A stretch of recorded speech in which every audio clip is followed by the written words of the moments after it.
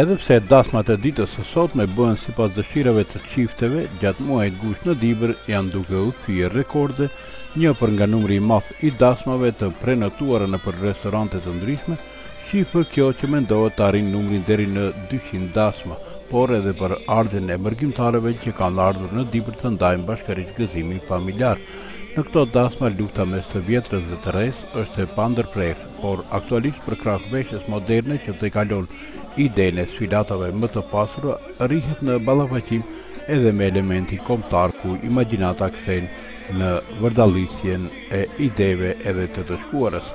Çifti që ne po ndjekim dasmë, Rezar Flela nga Dibra dhe Alma Veliu nga Struga, janë të rinj që jetojnë dhe studiojnë në Zvicër. Ata bashkërisht kanë vendosur që dasmën ta bëjnë në Dibër. Në fakt këtu është edhe madhështia e këtij çifti. Restorantet e Dibrës janë të mbushura për çdo natë me ahenk e kryqëzi, janë të paevitueshme tendencat moderne, shihet moderne, dasma moderne apo romantike e elegante.